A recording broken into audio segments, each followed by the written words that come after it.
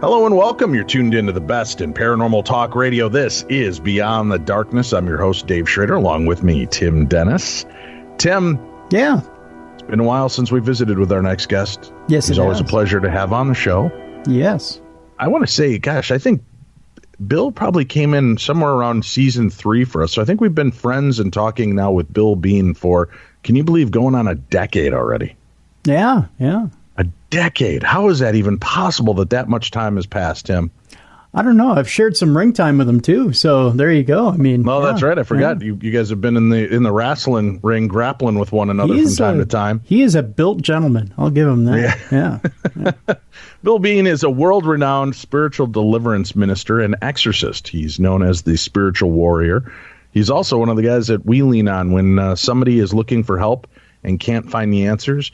Oftentimes, Bill is the guy that we will send them to, who, if he can't provide the answers or help directly, he always has somebody that can connect with them and bring them aid. He's back. He has a new book called Stranger Than Fiction, True Supernatural Encounters of a Spiritual Warrior. Welcome back to Beyond the Darkness, Mr. Bill Bean. Hey, Bill, how are you? I'm doing great. Thank you, my brother, for having me back. It's always an honor and a pleasure to be on with you guys. Well, thank you. It's been too long. I'm glad we're having this chance to kind of catch up and talk about some of these cases. You know, we get calls and emails from around the world, people looking for some kind of help, some kind of insight to the activity that's taking place or turning their life upside down. Is there a common denominator on these stories when you do finally get them on? Are you seeing any rhyme or reason to why these attacks are even taking place? Yeah, unfortunately so, and not in all cases, but in a good percentage of the cases, the trauma had the origins of it had taken place in childhood through trauma, which I'm sorry to say, in many cases is a result of child molestation or some type of violent crime or rape, something that has to do with raising the levels of trauma. So when a person, especially a child, is traumatized to that level, it will open the door for these demonic forces to come on to the victim. You know, they're already on the perpetrator, but when that high level of trauma is achieved by the wicked and heinous act of the perpetrator, then those demons will stay on the victim. And I think it has something to do with the release of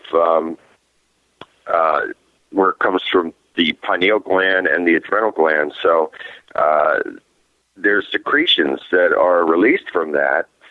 And I feel that those demonic forces feed off of those secretions. And furthermore, you know, rumor has it that on the black market, there's a drug called adrenochrome, and it's supposedly the most powerful drug on the face of the earth, and it comes from such secretions. So if there's any truth to that, in my opinion, I believe that it certainly is a root cause for some of these cases.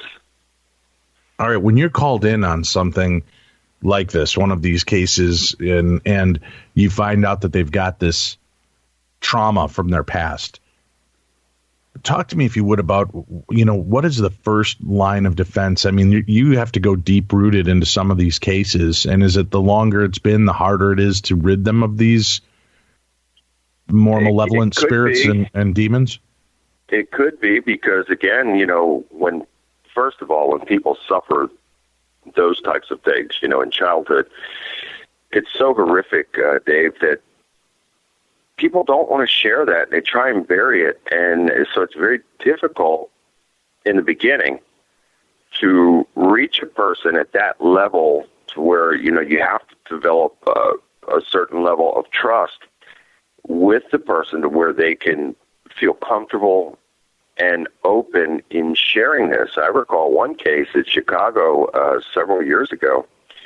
God bless her. I mean, young lady in her 20s, and it was so difficult for her to get the words out to tell me what happened to her in her childhood, and she and her sister were molested in childhood, and it took her probably 30 minutes, no exaggeration, to get this. Every time she tried to tell me, she could not get the words out, and I just patted her on her arm and gave her a blessed assurance that, hey, it's okay, you'll just take it easy, relax, you'll get this out, it's all right.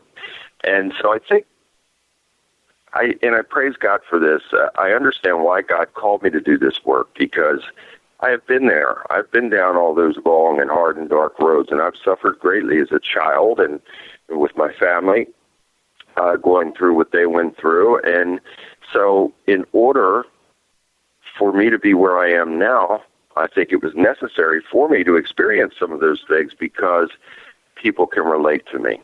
So when I come into someone's home or I make contact with someone who is suffering in this way, it gives them a sense of comfort because they know that I've been there. So, God always has these, he does work in mysterious ways, and there's a reason for everything. So I'm just thankful to be in the position to where these people can see me as maybe, and it's not me, it's the power of God working through me. I don't claim any credit for myself, but maybe they see me as a sense of comfort or a beacon light or something that they can, are drawn to and they can relate to. And thank God. And I'm sure there's many more people like me around the world, and it's very much needed for people like that. Bill, how do you discern when you get called into something like this between somebody who's having post-traumatic stress disorder regarding the activities and things that have taken place in their life that have been perpetrated on them by family members or, by humans, by flesh and blood, not by the paranormal world? How do you discern between them having just a mental break and paranoia or delusions and actual demonic or malevolent infestation? Well, this is where I have to really rely on God to give me that holy discernment to show me, and I'll see it or I'll feel it, in my spirit.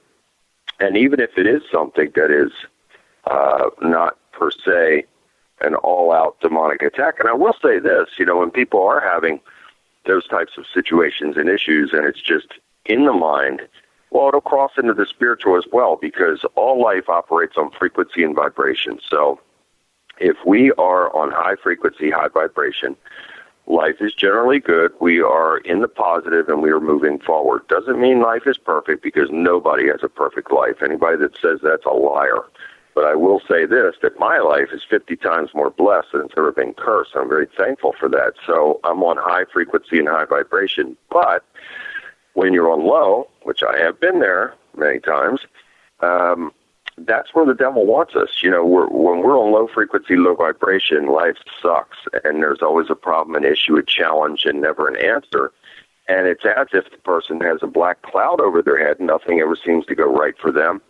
So it's all about, and that's where the devil is, and that's where he wants us to be, in those, on the low frequency, low vibration, because then we're wide open for attack. So when a person is suffering mentally, and like you said, they may have had this PTSD, a lot of circumstances from either childhood or whatever it may be, something obviously very serious, and they feel that they're under some type of demonic attack. Well, they may be, in a sense, because the devil will look for any crack in the doorway to come in and then cause a variety of trouble. So in some cases, it can work hand in hand to where, and not a full takeover or a full demonic oppression that would lead to a possession, but a demonic influence that could really aid and abet in the unfortunate things that might be taking place in a person's life that might be under that type of thing. So it's my job then, again, totally relying on God to give me the discernment to understand, which is which. Then I have to deal with it accordingly, and I will certainly go out of my way, just as I would if the person was fully under demonic oppression or possession. So I wouldn't treat them any less than, and I would still go out of my way to help them in any way possible. You've lived through a lot of trauma in your life dealing with the supernatural, and you've had major run-ins. Tell me, if you would, outside of your own personal experiences, what are some of the worst cases you've ever had to deal with? Yeah, a few of them come to mind right off the top of my head. You know, the one that really comes to mind, I think we talked about this the last time I was on your show. One that would be at the top of the list, aside from one in my family, the one that would be at the top of the list as far as being this spiritual warrior took place last October in 2017. I think it was October 27th, 2017. And I'll tell you, Dave, that was certainly one of the ones that stands out in my mind. And there are many, but that one, you know, this was a upper middle class family, very good people. The husband's a military man. They lived in a beautiful home in a very nice neighborhood. You know, you would never think in a million years that something like that would be going on there. And this poor lady, she suffered greatly. She suffered unimaginable horrors in her childhood, just off the charts. Horrors and trauma that she was, it was heaped upon her. I mean, just horrific. I can't even talk about it on air, but trust me when I tell you that this lady suffered as a child. And so right there, you know, that was the root of her problem, and it lay dormant for a while until one of the abusers, which she had several abusers that were in her very own family, one of the abusers had passed, and when that took place, a piece of jewelry was sent to this lady, and the lady put that piece of jewelry on, and when she put that piece of jewelry on, according to her husband, everything changed. And so I think it activated all this garbage that was dormant for so long. And this lady, it wasn't long after that she came under full demonic possession. And I have seen some things in my life, believe me, and in my career as this deliverance minister. But this lady, I recall arriving at the house. It was probably about 5:45 p.m. Now, usually when I go to someone's house, I will say a lamb blessing outside first. And then I will go inside and I'll say prayers on the inside, anoint everybody's head, and then sit down and we'll talk. But this was totally different. So when I arrived, I said a quick prayer outside, knocked on the door. The husband quickly opened the door. He was terrified. And standing behind him, 20 feet, I would say, behind him in the living room, this lady was under full possession. She had already attacked her husband before I got there. And Dave, you would have to see it for yourself to believe what I saw on that day and experienced. This lady's eyes were red, and they were everything red, even on the outside, you know, around the eyes. It was like a reddish pink, but the eyes were red. And she was talking in other voices. And when I entered in, as I was entering in, she hissed at me. And so then, as I entered in, she started to retreat. Because, again, look, I've seen it all when it comes to, I've experienced it all when it comes to these things. And in order for me to be any help to anybody, I have to stay in what I call warrior mode, which is faith, strength, and courage. So I can't show any fear whatsoever. Even when faced with something like that, I still have to how hard is that? I mean, how hard is it to face something that powerful and supernatural and not bend, not quiver, and I mean, that there's certain levels we can all fake it till we make it, but when in the face of true evil, how is it that you can keep it together enough to not yield to this? It's by the power of God, brother. Truly it is. It's not my own. It's by the power of God. Because I'm telling you right now, before God, that a lot of people would have turned around and ran out of there. I don't say that lightly. I mean, that's how serious this was. And so I advanced towards her. She was backing off, and the voices were coming out of her saying, hurling all types of foul explicatives to me and saying, you can't have her. She's ours. You'll never get her. She belongs to us. And it was a deep masculine voice. And this was a large lady. And so I continued to advance until I backed her into a corner in the dining room. And when that happened, she had a glass. It looked like a chalice. It was, I think it was red on one half and like clear on the other. And she had a photo in that, and the photo was in the glass was of one of her abusers. And the glass was in her left hand, so I backed her into the corner, and she came out charging and tried to hit me with that glass, and I blocked it. She spit on me, was trying to bite me, and it became a physical struggle, and at that point, I had to take her down. Now, I wasn't trying to take her down to hurt her. I'm thankful that I have, physical training that I can subdue people without hurting them and keeping them from hurting me. But she had superhuman strength, and if not for the power of God working through me, there's no way I could have been able to take her down. And then literally it was a struggle on the floor to hold her in place as she continued to try and bite me. Her tongue was coming out like a serpent, just all over the place, spitting on me, continuing to say all these foul things. And so here I am, in a physical struggle with this woman now. The husband's terrified. He's nowhere around. Now, their minister, Tia Bell, was there, and she did assist me with, she's actually holding my Bible and my cross and in my mixture, and then I would ask her to hand me the mixture, and I'd spray her with the mixture, and she'd spit it back at me, and then I'd take the cross and put on her, and she's screaming out. And it was like a scene from a horror film, but this was reality. And so this went on, a physical struggle like this went on the floor, probably well over 20 minutes. And then I felt it leave, but yet in my spirit, I knew that was just round one, that this was not over by any means. And so as it, I guess, perhaps got worn down at that point by the power of God, she came back to herself. And she was crying, and I helped her to her feet.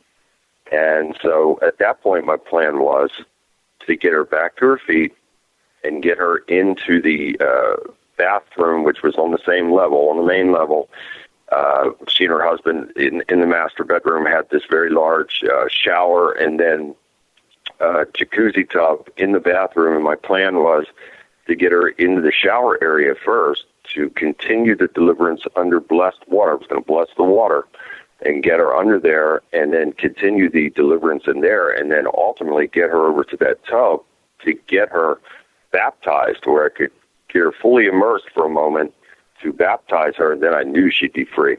So I knew it was going to be a 3-step process, and so I'm getting her into the shower area, and then just as I turn the water on, I start to bless the water, it comes back into her and starts again. So now I'm in another physical struggle. Same thing again, spitting on me, trying to bite me everywhere. I mean, this was incredible, Dave. I mean, just to try and keep her from biting me. I mean, she was really, this was off the charts as far as someone trying with a physical attack in that way. So here we are, another physical struggle. I finally get her into the shower, and then I begin to, pray over her again by the mighty power of Yahweh and his mighty and holy name. In Jesus' name, I bind and rebuke all of you foul demons, and I command you to depart. And all of these voices start coming out of her, one after the other. So this woman was filled with demons and all these different voices. And this would be something that I'm not in this for entertainment purposes. And so at 99% of these cases, they're not recorded or anything like that because the client doesn't want that to be videotaped or anything. But had I videotaped that, oh my goodness, it would have been off the charts. And so, again, here we are in another physical struggle. All these voices are coming out. I'm binding and rebuking and casting out one by one. It was a process. And at this point, I'm also totally soaked because I'm, now under that shower water as well during this physical struggle. And so then I get her out of there. It calms down again, and I get her out of there, and now I got to get her over to the tub, over to the jacuzzi tub to get her into there. And I asked her husband to come in, run the water, which he did. And so now I'm using her out of there to get her over to the tub area, and it starts up again. So now I'm in another physical struggle with her as we're nearing the tub area. And so, again, I praise God for working through me to be able to keep control of this situation. I kid you not, someone with, and how can I say this? Because I'm not building myself up. This is just all about faith. But if someone were in lesser faith, let's say, they would just run out of there. I'm telling you right now, if you saw this, you would agree with me. So the struggle continued. I finally was able to get her into that tub. And I knew once I got her in there, then I could really start the process of her being totally free from this. So then once I got her in, I started to speak to her. I was saying to her, talking to her by her name. I said, I know you're in there. I know you can hear me. I need you to fight. God's doing his part. I'm doing my part. And now I need you to do your part because I know you want to be free from this.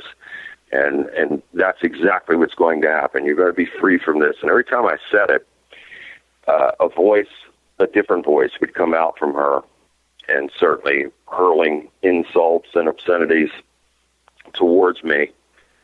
But yet I could feel it lessening with each one that God was working through me to bind and cast out. I could feel the grip lessening on her. And the more I continued to talk to her, I could feel the possession dissipating off of her. And then after the last voice, which was a childlike voice, I could feel it. After the voice, what I did was I started the baptism process. And then I immersed her. And only for a second, pulled her right back up. And when I pulled her back up, I could see it and feel it leave her. And so think about it like this. When a person is under that type of possession, imagine somebody having a handful of your collar, okay? And this person's so powerful that they have a handful of your collar and they have you up against the wall and you're literally like on your tiptoes because this person is so powerful and they have you against the wall and they're holding you up against the wall like that. When they let go, you will slump. And that's exactly what happened here. And it happens in all the cases. When these things let go, the person slumps, and then they begin to cry. And that's exactly what happened. And boy, oh boy, what a titanic struggle. But the end result was that she was delivered from it. I praise God for it. And she's gone on to have a very good life. And her and her husband are great people, and I couldn't be happier for them.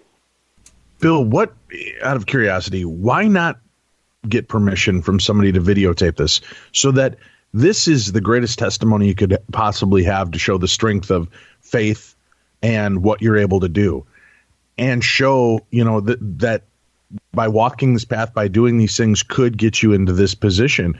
I understand that some of the families want the anonymity, but Isn't it a greater deal to get this information out, show that this isn't just people with sick minds? Eyes don't turn red with a sick mind. Voices and brute, unbelievable strength don't happen with just a sick mind. There is definitely something at work here. Why not try to evoke those moments and get them on video so that we can prove once and for all this is real and it's not just insanity? Well, you got to think of this. Now, this was an upper middle class family, and this man was a military man, so he had a lot to lose by having something like that documented and then for the world to see. So, and then furthermore, in some of the cases as well, the victim, they're just so embarrassed and ashamed by it that, they don't want anybody to know it. So that's why in 99% of these, I don't do anything, as far as documentation. If, believe me, that would have been the one, and a couple others that come to mind, that, if I would have had video documentation of that, forget about it. I mean, there'd be no denying what was taking place there. So, but I do, my whole way of going about things is that I'm there for the client in every way that it possibly can be, and certainly will respect their wishes. And now I'll give you, for instance, a recent thing that took place, which was on November 18th. Bill Bean, our guest today, as we're talking about spiritual warfare. As somebody who is an exorcist and deliverance minister, going out to all of these locations, Bill, you see it all. And you said you've had a recent experience. What have you got for us? Yeah, this one, so this goes in contrast to what we were just saying about, the majority of the cases, how, people are not comfortable with me videotaping or documenting in any way like that other than writing a report. This case was different because this involved the Intenzo family, which are very good friends of mine. Love them dearly. They're like family to me. And they live in Philadelphia, Pennsylvania. And they, I've known them for, I guess, over 5 years now. And they were actually featured in one of the A Haunted, one of my case files in the A Haunted series, and it was the episode called Portal of Doom. And Anita, I think this all began with her, and these are very good, hardworking, normal, average people. But she had a very close friend that was an anthropologist, and he had traveled the world collecting artifacts, and Anita was the executor to his estate. And so when he had suddenly passed from a massive heart attack, Anita, now had the task of handling his estate, and that involved a lot of these artifacts. And so she and her son Chris went over and cleared out his home and took care of everything that she needed to take care of as the executor. And they put some of his artifacts in storage in their basement, and that's when their problems began. And so they started to see apparitions. They actually had things thrown at them.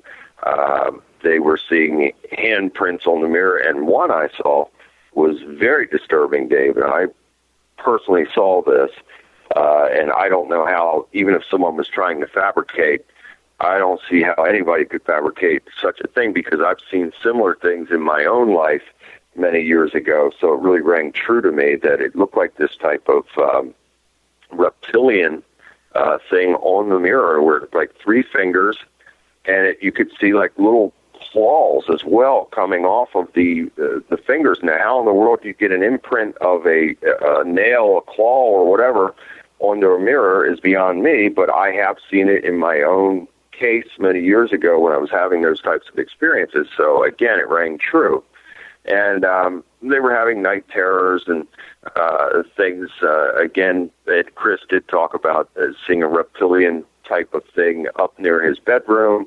So they were having all these problems, and she'd reached out to me. And so I initially went there 5 years ago and performed a deliverance over them and the home and the property and everything. And they were doing well for a while. And then all of a sudden, things started to creep back in again.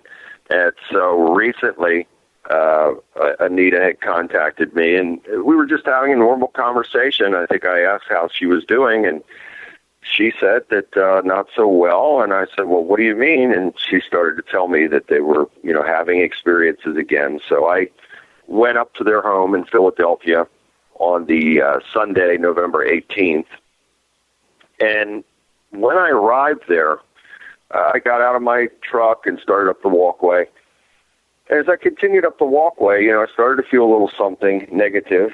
And then when she opened the door and I went into the house, after greeting them, I was absolutely feeling the presence of evil in that house. So I again, before I went in, I said a blessing out there on the land, and then went inside and said several prayers in the home, anointed their heads, and said a house blessing prayer as well. And they started to tell me some things. And so on this occasion, which was very different, and the only way that I would ever suggest something like this is if I were friendly or comfortable, with the client. And I said to Anita's son, Chris, I said, look, as I'm going through the house this time, I want you to stay behind me, and I want you to just snap random photographs, because I had a strong feeling, God had put a strong feeling in my spirit that he was going to capture some entities by doing this. And it wasn't that I was trying to put it out there and say, oh, look, here it is. That wasn't my intent, but my intent was to actually see these things, A, see them, and then B, see them fleeing. And so, sure enough, he went behind me throughout the house. Now, there were 2 photographs that I didn't send to you that looked angelic and divine. And one was in Anita's bedroom while I was binding and casting out in her closet area where I felt a portal. And it was right outside of the door there. And then the second one was in their garage area, same thing, binding and casting out. And then to my right, it was usually these angelic entities will appear in either just beautiful whites or like a very vivid, vibrant blue, or sometimes they'll appear in even balls of light that is like this Arctic blue type, and when it blinks out, little sparkles will come behind it. So whenever we're seeing those types of things, we are seeing God's angels and divine beings. But yet in the other photographs, especially down in the basement area, he captured some very disturbing images. And so, we go down there, he's following behind me, Anita is with us as well. And the first area that it was drawn to was it's like an old chimney fireplace type of thing, and it had a pot-belly stove connected to it. And I believe I sent you the photograph. So I'm standing there in front of it, and and Anita and Chris, I believe, are to my right. As I'm standing there, binding and rebuking the entities and sealing that portal, this very loud groan came out from inside of that block wall, and we all heard it very clearly, just like we're talking right now. It was very clear, it was very pronounced, and it was amazing. And again, I wish that Chris, and look, this was per my instruction, to photograph, but boy, if I would have told him to videotape and to have captured that on his video, oh my goodness. It's another thing, Dave, that you would have had to heard it for yourself to actually believe it.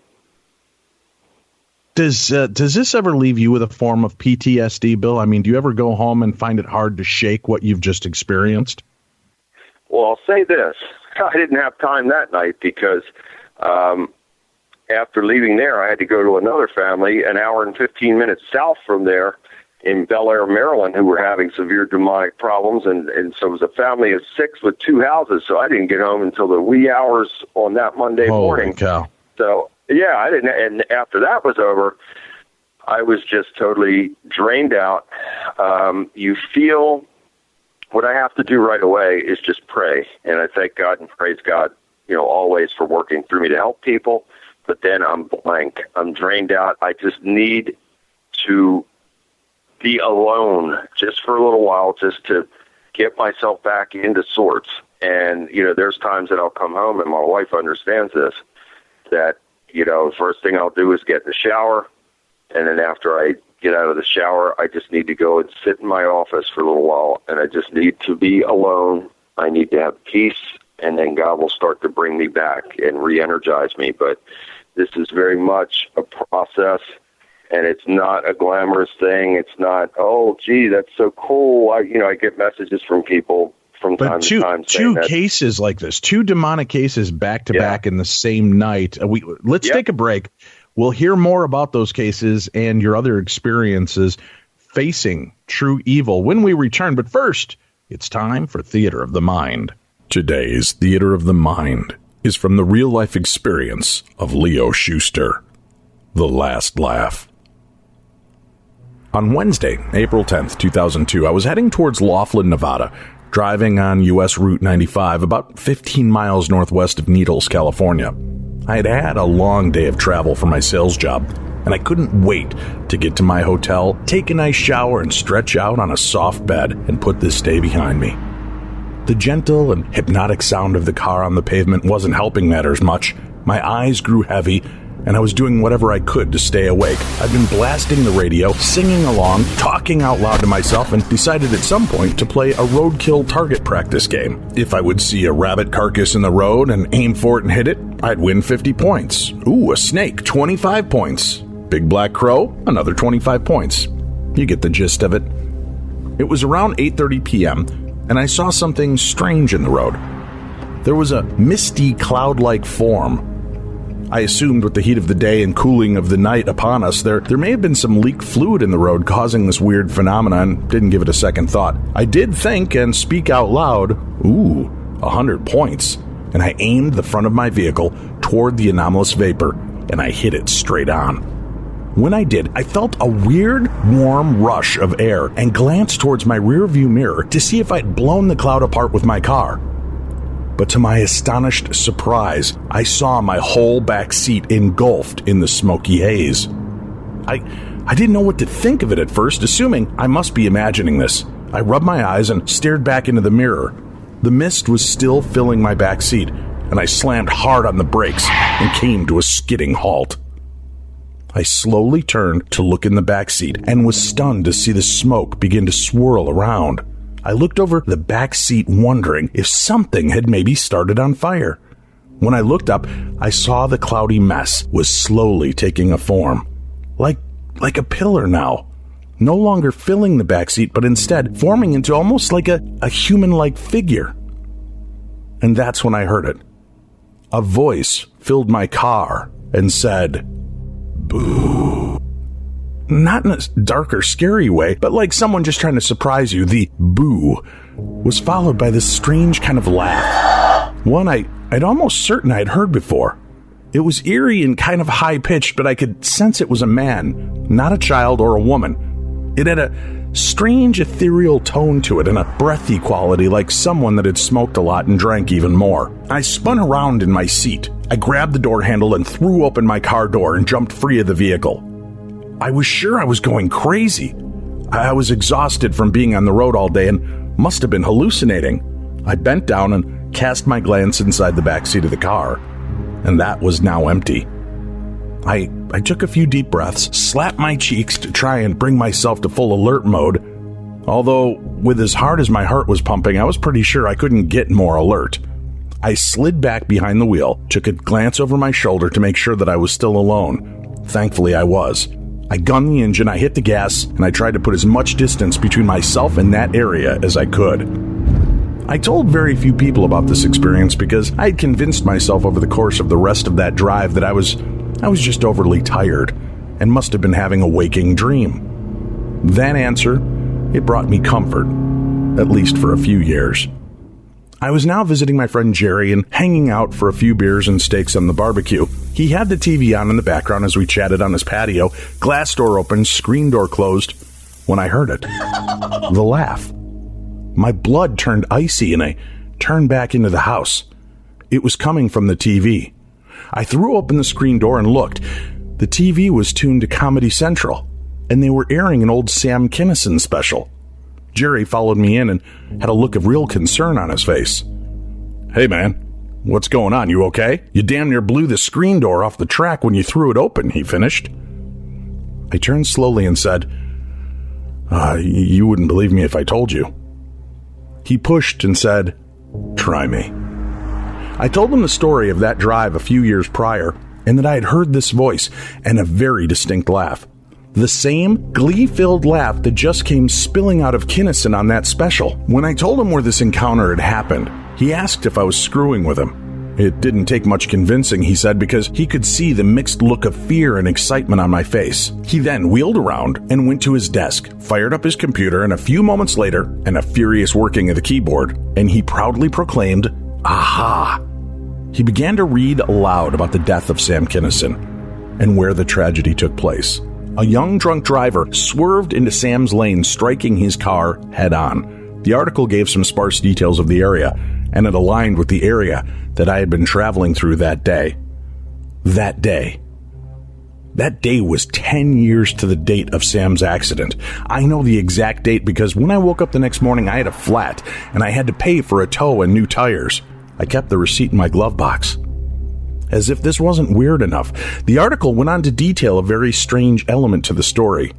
It read, Kinnison's brother was on the scene and reported that the comedian's body was pushed between the seats of the car. He was alive, and there weren't any apparent injuries that anyone could see. His brother, with the help of a friend, Carl Lebov, who had been following in a van, tried to encourage Kinnison to lie down and relax.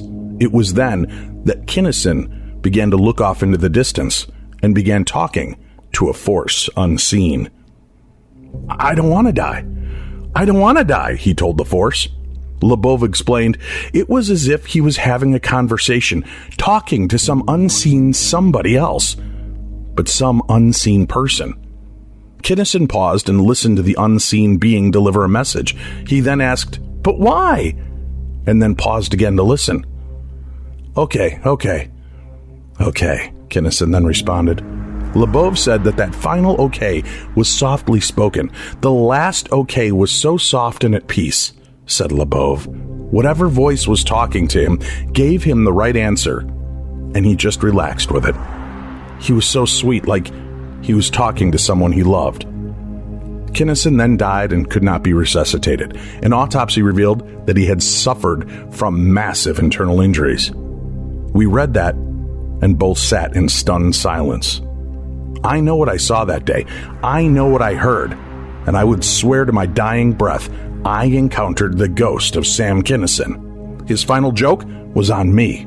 Or maybe a man that died before his time did his best to make sure I wouldn't die before mine. I had been exhausted and fighting to stay awake. Had that incident not happened, I may have been lost on that day, on that same lonely stretch of highway that had taken Sam 10 years before.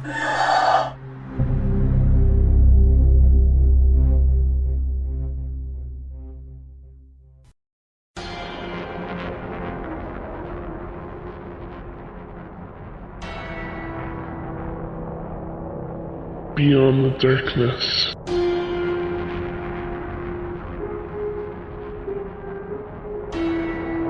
We're back. This is the best in paranormal talk radio. You can find us here every weekend, every Saturday and Sunday, as we examine the strange and unusual world around us. Today we're speaking with Bill Bean, a favorite guest of ours.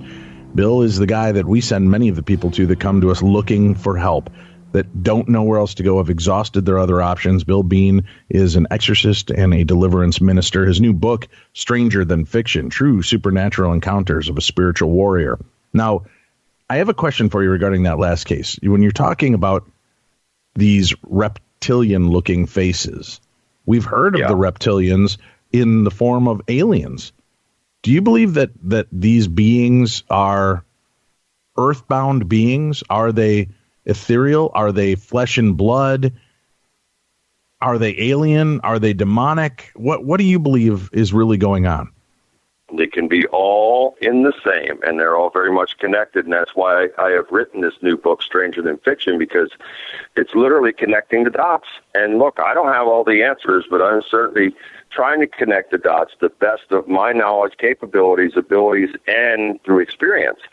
And I firmly believe that these reptilian, alien, demonic beings are just that, and they can appear and manifest in various ways, and whether that is in a flesh and blood way or a spiritual way, whatever the case may be, A, they're very real, and B, they're very dangerous. And so when people are having experiences such as that, it's you're getting on the real low end of the chart as far as seriousness and probability of physical attack and probably sexual attack as well. All right, you get done with one and literally leave to go directly to another. How do you fortify yourself for that, Bill? I mean, there's no way to just say, I'll be there tomorrow. You are in just such a position that this is it. Lock and load. I've got to go. I've got to help this family. Yeah, that's pretty much because, when people contact me, some of these people are really in dire need. And so it's that serious, and I take it that serious, that it can't wait till tomorrow. And so it has to be taken care of. So, backing up a little bit, going through that house and in the basement area, at the Intenzos, I had sent you the one photo there of standing in front of the potbelly stove, the block wall, and then hearing that groan coming out of there as I'm binding and casting out. And then some other images that Chris had captured, one in particular, which I sent to you. Just amazing image, very clear. And it is this type of, I don't know what type of face you would call that, but it is some type of entity that he captured. And if you really look at it, underneath of the eyes and the nose area, you could see two fangs coming out underneath of the nose area, down there by the mouth and chin. And that is a sinister-looking thing for sure. He captured other images as well, but the bottom line was that I knew God was going to work through me to get rid of that garbage and seal those portals up. And then after that was over with, we went upstairs, and I did another deliverance for both Anita and Chris. And then we sat down and we talked for a little while. And this was my way of kind of, A, reassuring them that everything's okay now and it's going to be okay, and B, giving me a little bit of a rest and preparation for what I had to do in leaving there, because I knew that once I left there and then traveled an hour and 15 minutes south of there, I was going to be in for a very long night. So that was my way of sort of getting prepared, and that's exactly what happened. I got myself prepared, took the journey, arrived at the home of the Donato family, and they vacated, which they had a very large home in Bel Air, Maryland, lots of property. And they vacated the home and actually moved into another home because they couldn't take it anymore.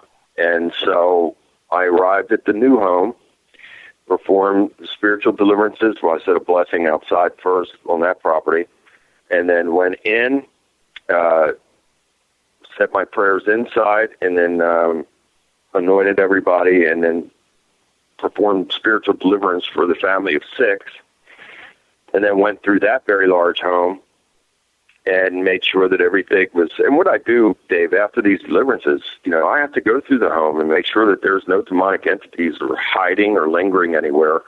So I have to go through every room. I have to go through every part of the home to make sure that there's nothing hiding there. So that in itself is a very large task and quite a process. And so after that was completed, then Gene, I followed him over to the residence that they had abandoned, and that was about a 15-minute drive from where their current home is. And we arrived there, and it's very dark. The home is in a rural area, and we pull into the driveway, and we start up the walkway, and this shadow figure was standing on the walkway, and I'm walking directly towards it, and it just darts to its left, my right. So Gene was on my left. We're walking up the walkway, and I'm walking straight towards this shadow entity, and it just darts. And the way it went to its left put it right back into the house. So we enter into the home, and I did something else that I normally don't do. I said to Gene, I said, look, and I felt that God was really putting this strongly on my spirit. I said, don't turn the lights on. The house is pitch black. He said, what do you mean? Because, he's got this anxiety from suffering all these things in the house with his family. I said, I want you to see something. I want you to see the power of God and how the power of God will work through me to walk through this house where you've had these experiences and these torments and these attacks.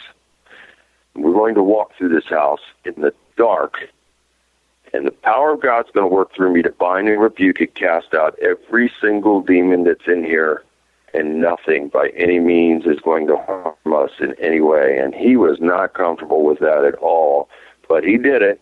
And the only light that we had is that he put his cell phone light on.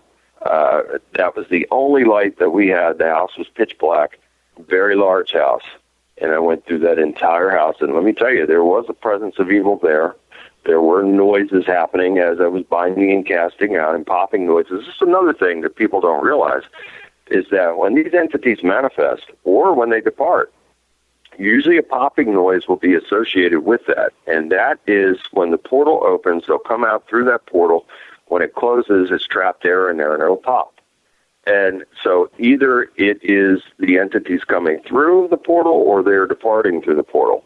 And in this case, I believe that it was them departing through the portal. And so we were hearing all these popping noises. And no doubt whatsoever, the presence of evil was very strong in that house. I didn't see anything else manifest in a physical form other than the shadow figure as I was approaching up the walkway. But I could feel the presence, and then once in a while catch something out of the corner of my eye in a very small way, and it was probably the entities departing. But as we completed everything, you could just feel everything lifted off, everything evil, everything negative. You could feel peace there, and it brought him great peace as well. So I left them very well in the wee hours of the morning on that Monday morning, the 19th of November, and then I had to drive home another hour, probably hour and 20 minutes from there. And by the time I got home, again, after getting out of the shower, I was just totally blank, just totally wiped out. And it just takes a little while just to sit there in peace and to allow God to work and regenerate everything and bring me back. Do you ever face the same evil? Is it just pure evil? Is it specific entities or deities that you're facing every time, or is everything individual? Well, yes and no. I mean, I think that certainly, and again, it's not that I'm any special one, it's just that God's working through me. So therefore, there's going to be an opposing force to that, no matter where I go and no matter what I do. But then there are individualized demons for each person, each victim of this. So it is a combination of that. So these forces of darkness are working very hard to prevent me from, A, getting to the victim, and B, from doing anything that can help them. Now, where they have this gross miscalculation is the power of God. And maybe they know that all along, and that's why they do these preventative tactics to try and keep it from happening. But they know that once I do get there, and the power of God working through me, well, then it's only going to go one way, and that is with them leaving. Now, that said, there are and have been several clients that I've had to go back to over and over again, some as many as 5 times. And the reason for that is that they could either be still in a fear-based, trauma-based way of thinking and living, which if a person, and I've been in that, believe me, I as a child and then going into my younger years, I lived that way, so I understand it completely. But when you're in that type of mindset, you're in the victim mode, and the door is going to remain open because the devil deals in legal rights. So if we're not walking in total faith, strength, and courage, and that's easier said than done, if we're not walking that way, and if we're in that fear-based, trauma-based way of thinking still, yeah, but what if? Yeah, but what if it comes back? If we're in that type of mindset, guess what? It's going to come back because that is showing fear, which is a lack of faith, and therefore that's a legal right for the devil to come in and have his way. Interesting stuff. Bill, you do an amazing job, and I know now why so many people come back to me and thank me for making that connection to you. I do want to mention, though, for those of you out there listening that are thinking, wow, this is bonkers, this is creepy, and I hope I never have to face it. Well, you don't have to. Just stay the course and avoid putting yourself in these positions for bad things to happen to you and allowing dark forces in by doing silly things. Bill has mentioned some of it is, scarring from youth, But in a lot of these cases, Bill, we do find that people have continued to stoke those fires. And in some cases, even families you've helped get rid of something evil, they sometimes beckon these things back, don't they? Absolutely. You're absolutely right. And, you know, I've seen it in many cases, and I just scratch my head and I say, look, I've given you specific instructions on things to stay away from, things that open the door in the first place, and you're going right back to it. I just don't understand it. I'm shaking my head right now. Some things are coming off of the top of my head that I can't even mention on the air that people are engaging in. And I'm just absolutely blown away that they would.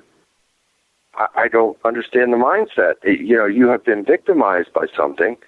So is it exciting to try and test that again and open the door again for that to potentially come back through? And then, you know, you have the exciting journey of that all over again. I don't find that exciting at all. I don't understand how anybody else could either.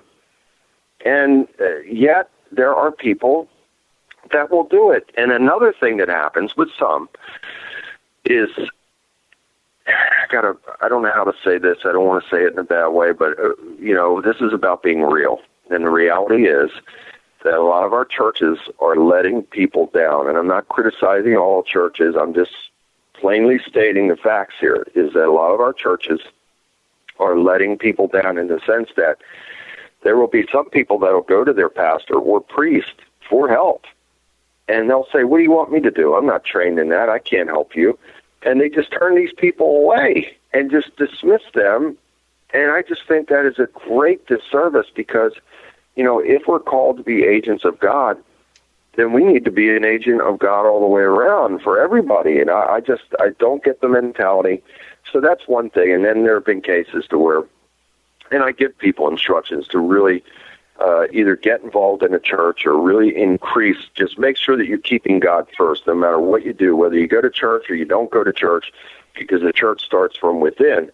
But you must keep God first in your life, and that doesn't mean that you go around beating people over the head with the Bible and reciting scripture after scripture. That's not what it's about. It's about being real with God and being real with yourself. And some of these people, they will go into the churches, and then once they get in there, something happens that really turns them off or turns them away from the church. And it could be a variety of reasons for that. But something happens, and then all of a sudden they lose their faith. And then once they lose their faith, then they're right back in the pit again because the door opens wide for these demonic forces to come right back. So I've been through all these types of situations, and it's sad and unfortunate. But the blessing is, and I praise God for this, that, he makes me available to be able to help these people whenever they fall like that. Bill Bean, our guest today. His book, again, is Stranger Than Fiction, True Supernatural Encounters of a Spiritual Warrior. We have a link up to that in today's podcast, so you can find it and make sure you don't miss this book. Bill tells some of the most fascinating stories and has survived and lived through some of the most amazing experiences you have to read to believe for yourself. Bill, a lot of people out there in the field doing paranormal investigating, and there are people calling themselves demonologists or exorcists or delivery ministers. How many times are you called out to pick up the mess that these people have left behind? Quite a few. And I'm sorry to say that. Again, I don't want to talk badly about anybody, but yeah, quite a few. And it's sad and it's unfortunate. And I think what happens in some situations, maybe, and I hate to speak for anybody, but it sure seems this way, is that someone is trying to make a name for themselves or trying to get the notoriety, and it really isn't so much about the victim, or the victims. It's more about just compiling and saying, hey, I was there and did this and did that. And so, unfortunately, there is the desire of some, and this is where the ego comes in. We have to be very careful. Because when the ego comes in, then it becomes about self. And when it becomes about self, then there's a lack of empathy and caring for others. And so we have to be very careful. It's a fine line. And, look, have I done TV? Yes. I've done up teen interviews? Yes.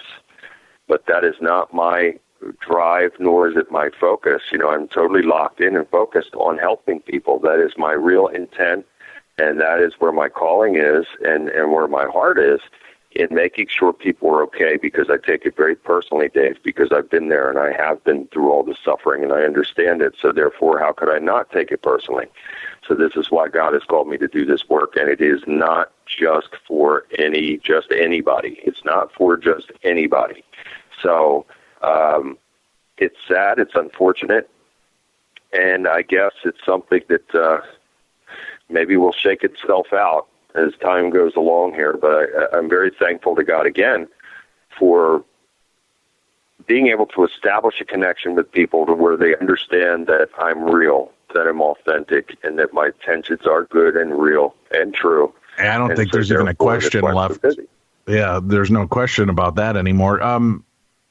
Can you tell me too, Bill, with the photographs you mentioned, do you have a place online on one of your websites that you have these photographs so they can see them, these faces, these chilling images? Absolutely. I have two places. The one, it's on BillJBean.com or BillBean.net. Click on that, and you can go into the image gallery, the photo gallery, and the Nintendo photos are on the site, and it is under news. So where you go on either BillBean.net or BillJBean.com, click on, for the Nintendo photographs, click on news, and it will come up, and I've written about it just like the writing, that the report that I sent to you. It is on the site under news, and if you want to see other photographs, click on photo gallery, and be prepared for some pretty amazing images that I have taken or that have been taken of me over the years. And there's a couple of images that have been taken by others as well, and that's just a small fraction of the just mind-boggling amount of photographs and even video documentation that I had shot many years ago back in the 90s, and that was UFO related, because I've had many experiences. And that's, again, another reason why I wrote the book Stranger Than Fiction, is because I have had so many different types of paranormal supernatural experiences, including vast experiences with UFOs and photographs and video documentation. It's incredible. It truly is. Before we head out for the day, I'm just wondering if you'd be willing to share one or two more of these experiences you've had that have been so overwhelming. And is it always what we would call demonic, or do you ever have to just square off straight up against just mad ghosts and spirits? Well, what I have done, and this includes, and as if what we haven't talked about already doesn't sound bizarre enough, what I'm about to say takes it another step in the mucho bizarro world, and that is dealing with these Bigfoot creatures as well. And I have gone to, on several occasions, to properties. One I'm thinking of was in, I believe, a town called Gloversville, New York, which is about an hour north of Albany, and it's way up there. And this family was being terrorized, and their dogs were being terrorized by something, and it turned out that part of it were these Bigfoot creatures that were they had quite a bit of property in a heavily wooded area. And I found myself, when I arrived there, it was snowing, it was nighttime, it was bitter cold, and I found myself going out there right into the woods at the edge of the property, and I felt like I was being watched. And I had a couple of had the homeowner with me, and then another man by the name of Jason McLeod was there. It was actually his case, and he referred them to me. And he was there, and I went out there into the woods, and I said, look, you're scaring these people. I want you to go now, and go in peace. By the mighty power of Yahweh, His mighty and holy name, in Jesus' name, you go in peace, leave these people alone, And you could feel it, Dave. You could feel, and the other people said that they felt like they were being watched as well, and yet after I said that, you didn't feel that anymore. So, yes, I have dealt with so many different types of entities, and it's all connected. And again, we don't have time to go into it now, maybe another show. In my opinion, the Bigfoot creatures are the offspring of the offspring. So the offspring of the Benai Elohim, the sons of God, came down and took human women, produced a hybrid offspring of giants called the Nephilim. And the Nephilim had unnatural sex acts with the beasts of the field, and that included apes and bears and other things. And that, in my opinion, are the Bigfoot creatures, and that is why there are so many reports and accounts of the Sasquatch Bigfoot creatures doing supernatural things. I believe they can make themselves invisible. I believe they can do a whole host of supernatural types of things. Is there a tie between aliens, Bigfoot, the demonic realm? Do you think that these are all tricks that are just being played on us by a more malevolent force? Or are these individual entities that are here and among us all the time? Well, I think that it's all tied together, and it starts with God. So people miss the boat on this one, too, and it requires real study, prayer first, and then real study about this. Psalm 68:17 says the chariots of God are 20,000. Why does our God, Yahweh, have chariots, flying chariots? I don't know. You'd have to ask him. He created everything, but I'm basing this upon what I've studied, and I do absolutely believe that God has flying chariots, UFOs, and uses them, and the heavenly host can traverse the skies, the heavens, which means skies in Hebrew. In these things, there are 70 scriptures in the Bible that talks about flying rolls, flying scrolls, pillar of a cloud, flying tabernacle. It's all there. People just don't want to connect the dots. So I feel that when Satan and a third of the angels were cast out of heaven, they were cast out in those flying craft, and that's how they got down here. And they came down here and took the human women, and that's how it all started. And when God created the great flood, some of those entities departed this planet in those flying craft and perhaps went to places like Mars, and that's why you have pyramids and sphinx-like faces on Mars and all these other things. And then once the floodwaters receded, they came back, and it continued all over again. So the devil mocks, and he copies everything that God does, and he puts a vulgar twist on it. So I really believe that at this point in time that we're in, I feel that God has given the devil this little window to literally try and recreate the world in his image, after his likeness, after his kind. And this is why we have so much chaos on our planet right now. And this is also why so many people are being affected by demonic forces. These portals are really being opened. And then when you factor in things like the CERN device, which I talk about in Stranger Than Fiction, that, in my opinion, again, is a stargate that is opening more and more of these portals on the earth and loosing more and more of these demons onto the earth. So we have a lot of different things taking place right now, and this, in my opinion, is why so many people are under demonic attack. Well, hopefully you'll be able to keep working with these people. If they're looking to contact you directly, Bill, what's the best way for people to get your help? Yeah, the best way is to visit my site, BillJBean.com or BillBean.net. It's the same site. It's just 2 URLs.